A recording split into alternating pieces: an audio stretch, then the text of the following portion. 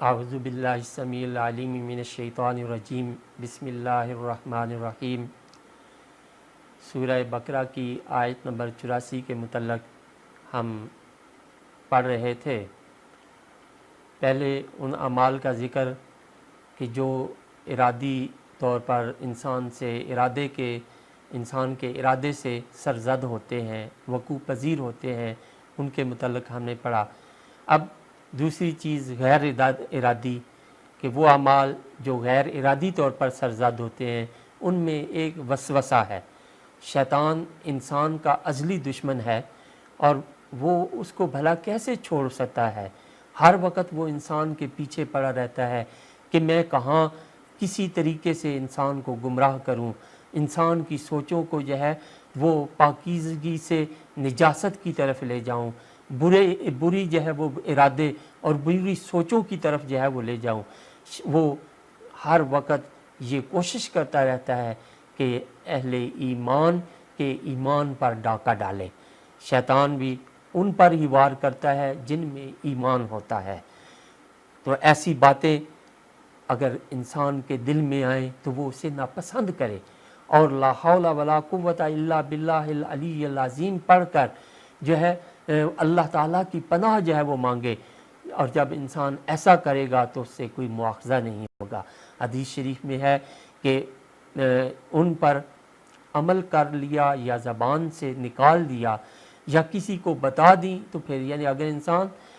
صرف وسوسے اس کو آتے ہیں اور وہ زبان سے اس کو ادا نہیں کرتا یا وہ اس پر عمل نہیں کرتا تو اس صورت میں اس پر مواخذہ نہیں ہوگا۔ شیطان چونکہ انسان کا ازلی دشمن ہے، اس نے اللہ کو چیلنج دے رکھا ہے کہ وہ اس کے بندوں کو جو ہے وہ ضرور گمراہ کر دے گا، لیکن اللہ تعالیٰ نے بھی ارشاد فرمایا ہے، اس کو یہ واضح طور پر جو ہے وہ ارشاد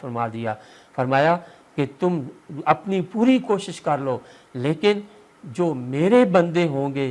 ان پر تمہارا کوئی اختیار نہیں ہوگا۔ لیکن اس دشمن کی چالوں سے آگاہ ہونا انتہائی ضروری ہے تاکہ ہم اپنے ایمان کی حفاظت کر سکیں، کیونکہ وسوسے ڈالنا شیاطین جن و انس کے شر کی مختلف نوعیتیں ہیں۔ ان کی ہر ممکن کوشش ہوتی ہے کہ اللہ کے نیک اور صالح بندوں کو راہ حق سے بھٹکا دیں، اور وہ ہمیشہ اپنی اس کوشش میں لگے رہتے ہیں۔ علامہ ابن قیم نے شیطانی شر کی بڑی جو ہے برائیاں جو ہے وہ بڑی خوبصورتی سے جو ہے وہ بیان کی ہیں کہ سب سے پہلے وہ آدمی کو واضح کفر و شرک میں مبتلا کرنے کی کوشش کرتا ہے۔ جب وہ دیکھتا ہے کہ یہ انسان جو ہے اس طرح واضح کفر و شرک میں مبتلا نہیں ہو رہا تو پھر وہ دوسرا حملہ کرتا ہے۔ وہ کیا ہے، اس کو سنت سے ہٹانے کی کوشش کرتا ہے اور جو ہے وہ دوسرے اعمال میں جو مشغول کرنے کی کوشش کرتا ہے۔ لیکن جب انسان سنت پر ثابت قدم رہتا ہے اور جو ہے بدعت وغیرہ میں مبتلا نہیں ہوتا تو پھر یہ شیطان جو ہے اس پر تیسرا جو ہے وہ حملہ کرتا ہے کہ اسے کسی نہ کسی صورت میں گناہ کبیرہ کی طرف لے جاتا ہے کہ وہ گناہ کبیرہ میں مبتلا ہو، اس سے گناہ کبیرہ سرزد ہو۔ لیکن جب انسان اس پر بھی ثابت قدم رہتا ہے، وہ گناہ کبیرہ نہیں کرتا تو پھر وہ کیا کرتا ہے، پھر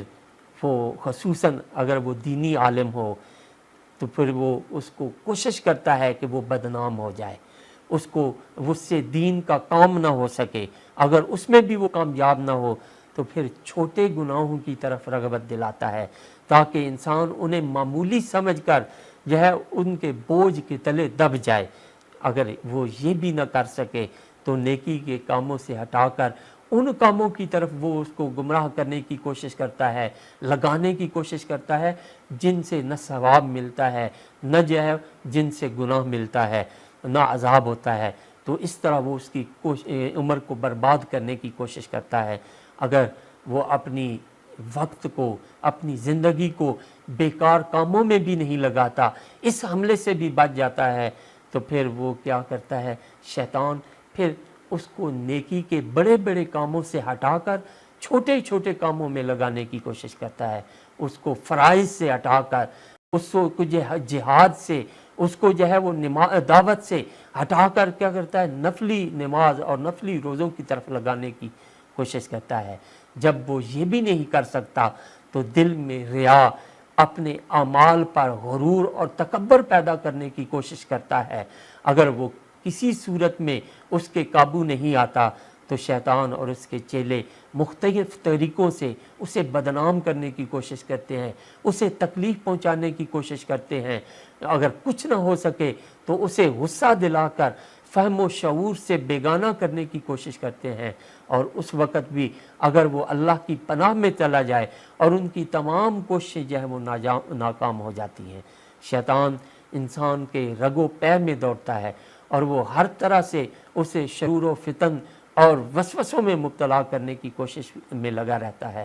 انسان کا اپنا ایمان و عقیدہ جس قدر مضبوط ہوگا وہ اتنا ہی شیطان سے محفوظ رہے گا۔ اسی طرح ہر مسلمان کی یہ ذمہ داری ہے کہ وہ خود ہی اپنے متعلق پیدا ہونے والی غلط فہمیوں کو دور کرے، تاکہ کوئی مسلمان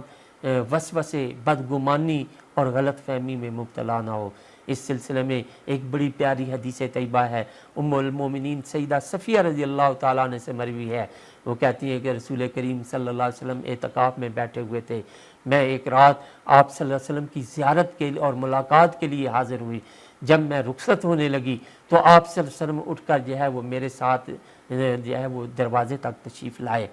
تو وہاں دو انصاری جو ہے وہ گزر رہے تھے، راستے سے گزر رہے تھے۔ جب انہوں نے اس رات کے پہر میں حضور صلی اللہ علیہ وسلم کو دیکھا تو وہ تیز ہو گئے، جلدی جلدی وہاں سے جانے لگے۔ تو سرکار دو عالم صلی اللہ علیہ وآلہ وسلم نے ان کو بلایا اور کہا کہ ادھر واپس آؤ، میری بات سنو، اور فرمایا کہ یہ میری بیوی زوجہ جو ہے وہ صفیہ ہے، صفیہ بنت حی ہے۔ تو انہوں نے کہا اے اللہ کے رسول، معاذ اللہ، ہم آپ کے خلاف آپ کے بارے میں کوئی بدگمانی تو نہیں کر رہے تھے۔ آپ صلی اللہ علیہ وسلم نے فرمایا کہ شیطان جو ہے انسان کے بدن میں خون کے دوڑنے کی طرح جو ہے وہ رگوں میں دوڑتا ہے، گردش کرتا ہے، اس لیے مجھے ڈر لگا کہ وہ تمہارے دلوں میں کہیں بدگمانی پیدا نہ کر دے، کوئی برا خیال نہ ڈال لے۔ اپنے اس دشمن سے محتاط ہونے کی ضرورت ہے، ہمیں نبی کریم صلی اللہ علیہ وسلم کے اس عمل کو اپنانے کی ضرورت ہے۔